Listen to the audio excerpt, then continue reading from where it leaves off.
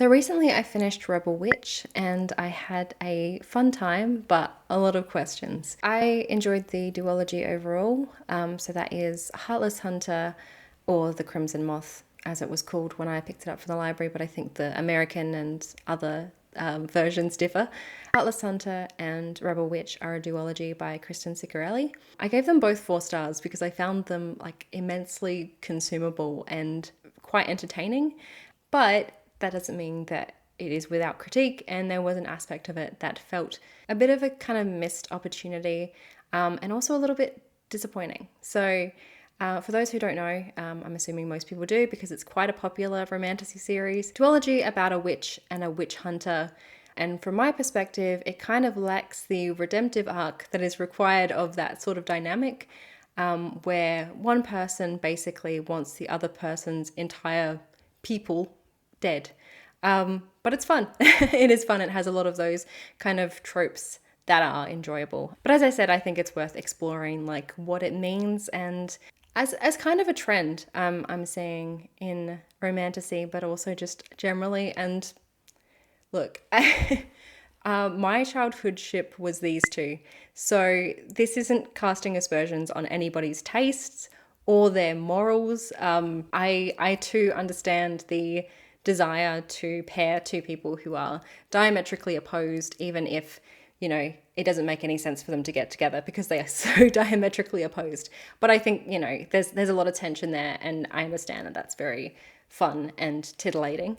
But it's more kind of, I wanted to look at and talk about what is popular and how critically those texts are kind of looked at, because I have seen people talk about Sleeping with the Enemy. I know that there's one by, I think it's Princess Weeks. It looks like a great video. I didn't want to watch it yet because I didn't want to be too influenced. And but they always have really good critique videos. It came up with Silver Elite as well, talking about that aspect where does it make sense for a character that is someone that we like and enjoy, or are supposed to like and enjoy, to be kind of cozying up to, sleeping with fascists, essentially. And what that means for a story if it is kind of unaddressed, and what the end result of the story is. People should kind of get over the atrocities that someone has committed. That is kind of what I wanted to look at.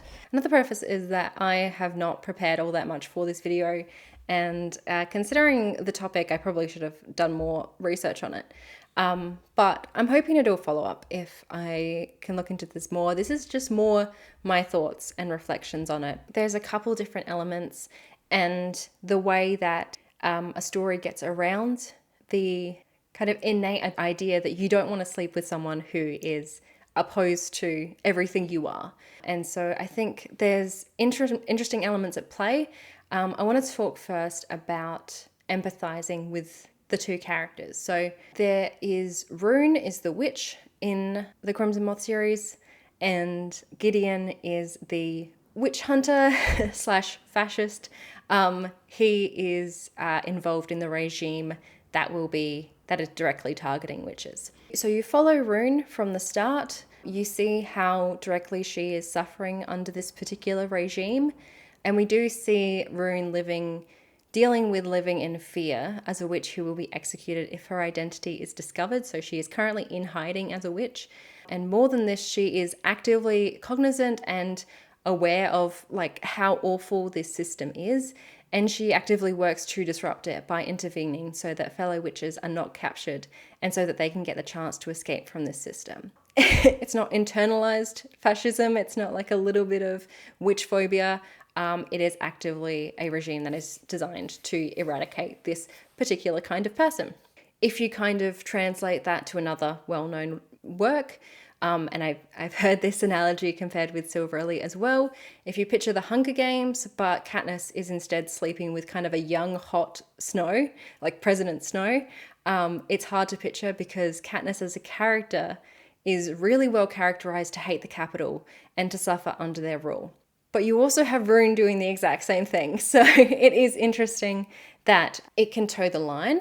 And I'll talk a little bit about how I think that is. You have that kind of element to tie you to Rune. You also have that, I think she's a very brave person. She's obviously trying to tackle this this horrible system. So she is quite brave. And then you also have Gideon. And so a fairly central reason for Gideon's hatred of witches, and I guess I should say now, there are spoilers about this book, the 2 books in this video. Click off if you don't want spoilers. A fairly central reason for Gideon's hatred of witches is rooted in how he is treated by one particular witch. So there were these witch queens, and they were shit. They were abusive and violent, and they ruled in a very basically evil way. And so this is a witch queen who returns fully in the second book, Cressida. That's more about Cressida's kind of trying to rise to power. So in Gideon's backstory, Cressida abused Gideon, basically in all the ways you can be abused. He was abused by this person, and it left him really quite fairly traumatized by that experience. So he hates Cressida. He doesn't want her to rise to power. Absolutely fair. So I think that's an easy way to root for him, particularly in the second book, is he's trying to take down Cressida, and Cressida is evil. Is that a sufficient reason for him to determine that all witches are like that, despite evidence to the contrary? I don't think so. I do think it's a compelling reason for you to like him, though. With someone who has that level of trauma, perhaps the rationality of their decisions is not seeping through. Gideon is also working class, and he loves to mention it. Only he kind of isn't when we start the first book. His family were. He was raised by, I think it's tailors, dressmakers. But he is now the leader of the Red Guard, which is kind of seen as an honorable position. But he loves to put his lower class onto Rune because she is from a, well, no longer ruling class, but a higher, richer branch of society, all that sort of thing, which is very dramatic and very appealing. Like it's easy to want people to be together when it feels like the reasons that they are together are something like class, where it's like, oh, it shouldn't matter. Like it shouldn't matter if people are in love.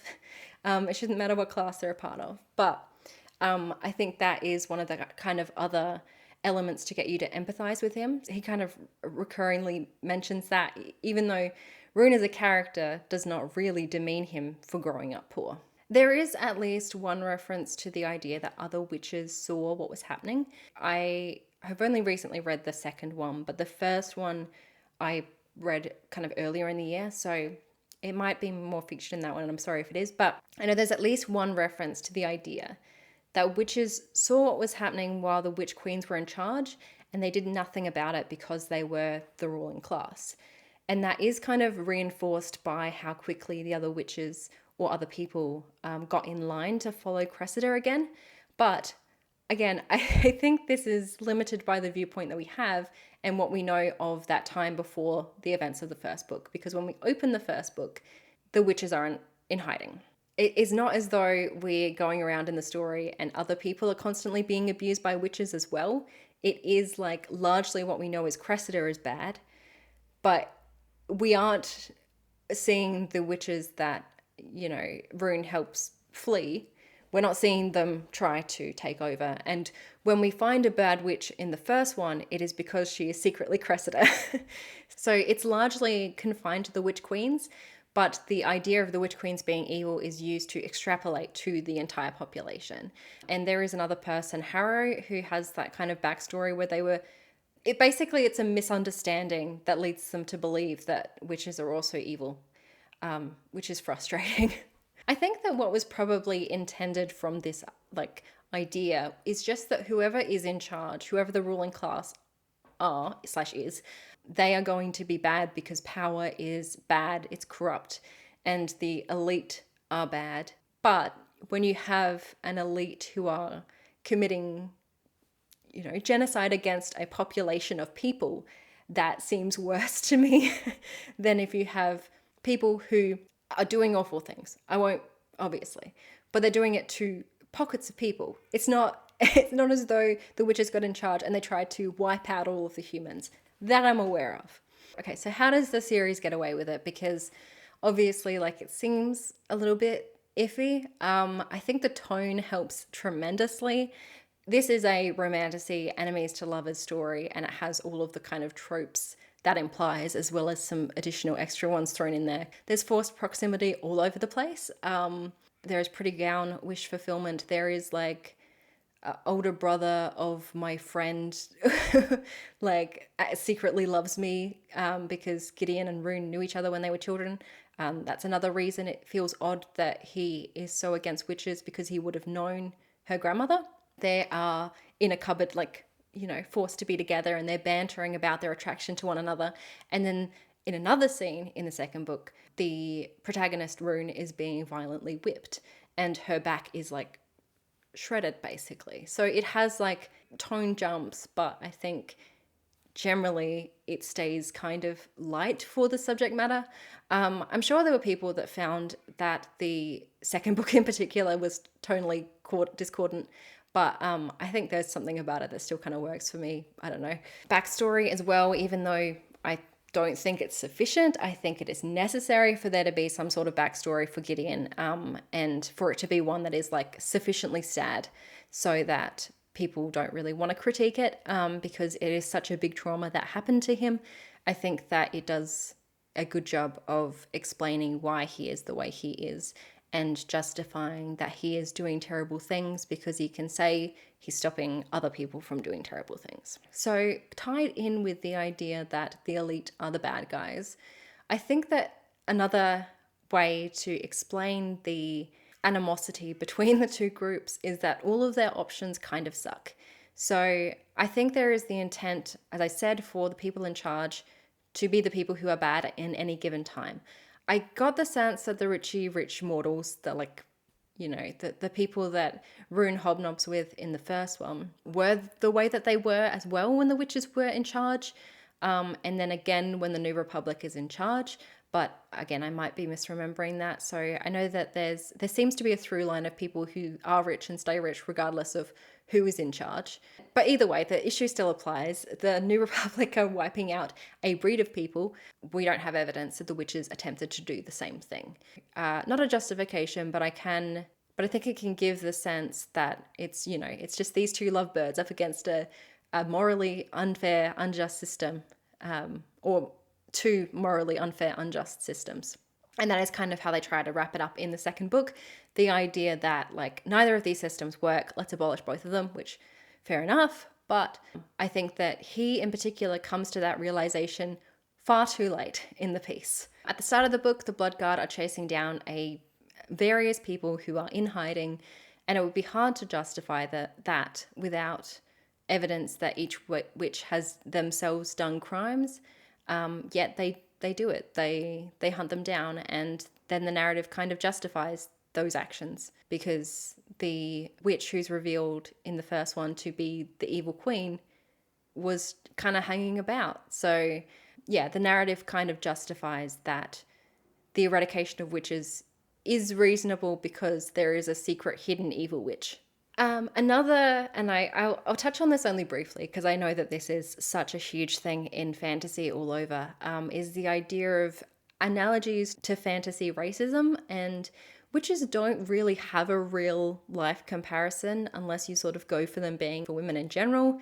But that certainly doesn't feel like the point of this story, and that's a whole other issue for the romance if it was intended. The witches in the books are not identifiable by real life traits. Instead, they can be uncovered by certain casting marks.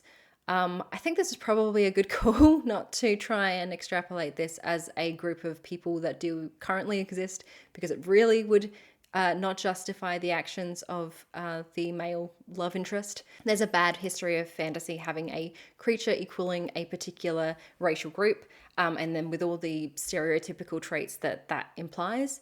If it did do that, it would be much less forgivable, basically, for him to be anti-witch. Another argument is the don't look, it's entertainment. At the end of the day, this book is a part of a genre that has certain expectations, and those expectations are, it is a fantasy filled with tension between two characters. There's a will they, won't they, there's spells and magic, and that kind of aspect of the fantasy world. And those are all met, at least for me. I think it meets those requirements. I guess you can still ask the question of, is that all it is? And if you have a world where you have a political structure like that, Is there a responsibility to make sure that that kind of represents something good? Or is it okay for it to reflect potentially some questionable politics or opinions? So there's a lot of discussion at the moment about engaging with the media you consume and how reading is political, and I agree with those things, but I also agree with the idea, or my opinion is, that you're allowed to read something brain off every now and then. Life is hard and it's nice to watch two people overcome insurmountable odds to bone, to have sex. It's nice to watch that journey. I think the other thing is, would I be talking about this if it felt like we were living in a different time and place? I don't know anything about Kristen Ciccarelli, and I think it does get real dicey if you try and interpret a work to make assumptions about the author and what they believe in. But I would still say I don't believe, given the ending, I don't believe she was intending to write a book that is pro-fascist or, pro-military regime or whatever. At the end of it, they get taken down. So that's good. And I don't think that, the idea is that you're supposed to cozy up to a fascist conservative man to turn him around on his ways. In the end of the duology, he is anti-killing witches because they're witches, which is a good development for his character. I don't think the point is that, that works in real life. I don't know. I wish I could remember what video it was, but I watched a video a few months back talking about contemporary romances, and it was raised that there's this trend where the guys are like weirdly mean. Like it feels like in a lot of contemporary romances, at least that this person was referring to, there were situations where they said things that were not redeemable. Like in the third act breakup, the things they said were so bad that they should not get back together after that. Like just irreparably, I can't say that word, irreparably cruel. So I think that is interesting to reflect on if it is a trend in romance. We do have a bit of a cultural shift towards more misogyny, and it would be disappointing to see that reflected in literature where we are supposed to root for the hero. We're supposed to want them together, and they do not necessarily do enough to redeem them. And I think that's where I'm coming at with Gideon. I don't think he does enough to redeem him from what he has done in the events of the story. There have always been bad boy characters, and there always will be, but I wonder if it is like a concerning trend to see increasingly mean, traditional, possessive, and like occasionally pro-fascist men as the male love interests in the book, and the books specifically that are being more promoted by the publishing industry. So I think there can be a sense sometimes that just because something is popular, it is indicative of books as a whole, when there are so many books that come out every day, thousands, I imagine. And I don't want to fall into that trap of saying that because some books, some popular books specifically, are like that all books are like that. I really don't think you can make that case given the volume of books that come out every day. But I do think it's worth interrogating the books that we read sometimes, and to think about what their popularity means about the world that we live in. Given that I enjoyed these books, as I've said, I probably argue that it's, what people want out of these is escapism and drama and like tension, but knowing that it's going to be a happily ever after. But yeah, it still obviously gave me something to think about, and now I'm giving those thoughts to you. So please let me know in the comments if you have any thoughts about it yourself, if you felt anything like this about books that you've been reading recently, or if you have similar thoughts about the kind of trajectory of Gregory, about the trajectory of Gideon's arc in the duology. Because yeah, I mean, as I said, I enjoyed it, but I felt like it didn't quite do enough to feel like he had apologized for his actions and understood that it was a bad thing that he wanted to wipe out a group of people. But yeah, so thank you for watching. If you would like to, please subscribe. I talk about books and writing and have too many thoughts about things. So thank you, and I'll see you next time. Bye. I realized immediately after taking off my lipstick that I didn't actually mention what the whole deal is with Silver Elite. I think I'm bleeding. Oh. Oh well.